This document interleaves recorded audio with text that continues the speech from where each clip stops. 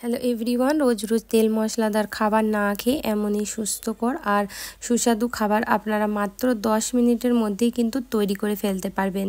চলুন তাহলে বেশি দেরি না করে এই ভিডিওটা আপনাদের কাছে দেখিয়ে দিই। সবার প্রথমে দেখুন, এখানে একটা বাটিতে আমি নিয়ে নিয়েছি 1 বাটি পরিমাণ চাল। এটা আপনারা যে কোনো চাল দিয়ে বানাতে পারেন। আমি আতপ চাল নিয়ে নিয়েছি। এটাকে 2 থেকে 3 বার জল দিয়ে পরিষ্কার করে ধুয়ে নিয়ে ভিজিয়ে রেখে দিয়েছিলাম প্রায় 3 থেকে 4 ঘন্টা। বা আপনারা যদি টিফিনটা সকালে বানাতে চান তাহলে কিন্তু ওভারনাইট এটাকে ভিজিয়ে রেখে দেবেন, তাহলে কিন্তু এটা খুবই ভালোভাবে ভিজে যায়। তো এবার সরাসরি চলে যাব এটা মিক্সিং জারে পেশার জন্যে।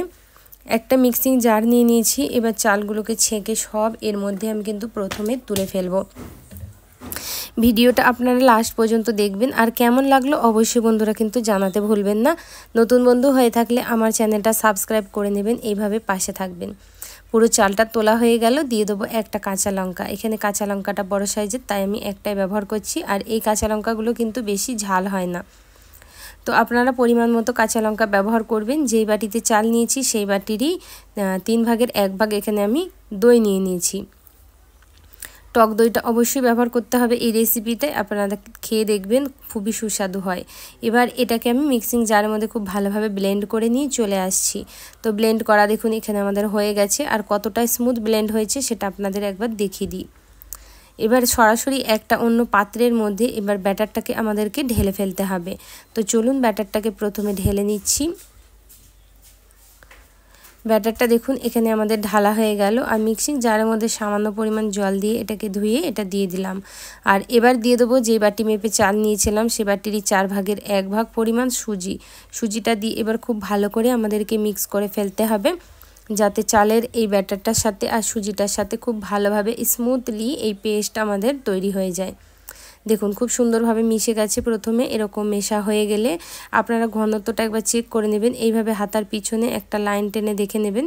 যদি সঙ্গে সঙ্গে দেখেন যে দুটো দিক মিশে যাচ্ছে তাহলে ভাববেন যে হবে না, তাহলে একটু রেস্টে রেখে দেবেন সুজিটা। আর যদি দেখেন যে এরকম মিলছে না তাহলে ভাববেন ব্যাটারটা একদমই পারফেক্ট হয়েছে। তো চলুন এটাকে তৈরি করার জন্য একটা প্লেট আছে বা বাটি আছে, যেটাকে আপনাদের দেখিয়ে দিচ্ছি। এটা সাইডে রেখে দিচ্ছি। আর এই রকম ধরনের কেক টিনের মধ্যে 1 চামচ তেল নিয়ে খুব ভালোভাবে ব্রাশ করে দিচ্ছি।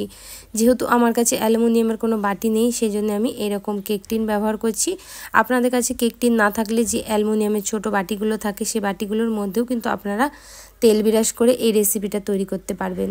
তো এটা আমার 2 থেকে 3টে তৈরি হয়ে যাবে। তো আমি এখানে অন্য বাটিও ব্যবহার করব বা ছোট বাসন যা থাকবে সেগুলো ব্যবহার করব। তো এই ব্যাটারের মধ্যে সবার প্রথমে টেস্ট অনুসারে নুন দিয়ে দিলাম। নুনটা দিয়ে খুব ভালোভাবে প্রথমে মিশিয়ে দেবো, যাতে নুনের কোনো দলা পাকিয়ে না থাকে এর মধ্যে। আর এটা খুব ভালোভাবে মেশানো হয়ে গেলে তখন এর মধ্যে দিয়ে দিতে হবে সোডা। এখানে হচ্ছে চায়ের চামচের অর্ধেক চামচের থেকে একটু কম সোডা ব্যবহার করলাম, যেহেতু এটা ছোটো চামচ তাই 1 চামচ মনে হচ্ছে।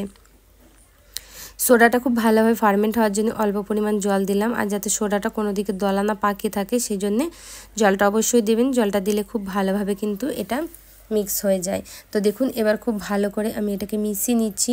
যেহেতু টক দই আছে খুব সুন্দরভাবে ফুলবে আর স্পঞ্জের মতো তৈরি হয়ে যাবে। তো ব্যাটারটা ভালো করে তৈরি হয়ে যাওয়ার পরে এই টিনটার মধ্যে এবার আমি ব্যাটারটা অল্প অল্প করে দিয়ে দেবো। যত বড় আপনারা বানাতে চান সেই অনুযায়ী কিন্তু এটাকে দিয়ে দেবেন ব্যাটার। এখানে প্রায় আমি 5 থেকে 6 চামচ ব্যাটার দিয়ে দেবো, যেহেতু এই হাতাটা ছোট তাই। আর এরপরেও কিন্তু 2 থেকে 3টে তৈরি হয়ে যাবে। অল্প ব্যাটারেই কিন্তু আপনারা অনেকগুলো তৈরি করে ফেলতে পারবেন। দেখুন এখানে ব্যাটারটা ভরা হয়ে গেল। একটু ট্যাপ ট্যাপ করে নেবো, দিয়ে এটা স্টিম করতে চলে যাব সরাসরি। একটা কড়াইয়ের মধ্যে অল্প জল আর একটা স্ট্যান্ড বসিয়ে দিয়েছি। দিয়ে এই টিনটাকে এখানে বসিয়ে দেবো। দিয়ে এটাকে এবার ঢাকা দিয়ে রেখে দেবো। প্রায় 3 থেকে 4 মিনিটের মধ্যেই কিন্তু হাই ফ্লেমে এটা তৈরি হয়ে যায়। খুব বেশি কিন্তু এটা একদমই টাইম লাগে না। তো চলুন আমি আপনাদের 3 মিনিট থেকে 4 মিনিট পর এটা দেখিয়ে দিচ্ছি একবার। তো 3 থেকে 4 মিনিট পর একবার আপনারা চেক করে দেখে নেবেন। যদি এটা হয়ে যায় খুবই ভালো, আর যদি না হয় তাহলে আপনারা এটা আরও 1 থেকে 2 মিনিট গ্যাসে রেখে দিতে পারেন।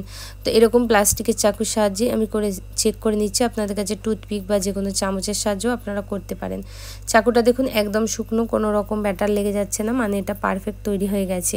গ্যাসের ফ্লেমটাকে এবার আমি অফ করে দেবো আর তার সাথে এই বাটিটাকে তুলে নেব। তো তো বাটিটা এখনও প্রচুর গরম, একটু ঠান্ডা হোক তারপরে এটা তুলে দেখাবো আপনাদের। একদমই যদি নর্মাল টেম্পারেচারে চলে আসে তাহলে কিন্তু খুব ভালোভাবে উঠে যায়। দেখুন নর্মাল টেম্পারেচারে চলে এসছে, সাইডগুলো অটোমেটিক ছেড়ে যায়, কিন্তু তবু আমি একটু আপনাদের এটাকে ছাড়িয়ে দেখিয়ে দেব। দিয়ে এটাকে একটা আলাদা বাসনের মধ্যে তুলে নেবো, একটুখানি দিয়ে হাতে ঠোকা দিলেই কিন্তু এটা বেরিয়ে আসে। দেখুন কত সুন্দর দেখতে হয়েছে আর খেতেও অসাধারণ হয়। এর সাথে আপনারা যে কোনো চাটনি তৈরি করতে পারেন। চাটনির রেসিপি আমার চ্যানেলে অলরেডি অনেক দেওয়া আছে, তাই আজ আমি আর আপনাদের কোনো রকম চাটনির রেসিপিটা দেখালাম না। আপনারা আমার ওই নাস্তার ভিডিওগুলোই দেখতে পারেন, সেখানে কিন্তু আমি অনেক রকমের চাটনি দেখিয়ে দিয়েছি। বাদামের চাটনি, টমেটোর চাটনি, তারপরে ধনিয়া পাতার চাটনি, নারকেলের চাটনি, অনেক চাটনি আমার চ্যানেলে দেওয়া আছে, আপনারা অবশ্যই দেখে নেবেন। আশা করছি আজকের ভিডিওটা আপনাদের অনেক ভালো লাগবে। লাইক করে সাবস্ক্রাইব করতে একদম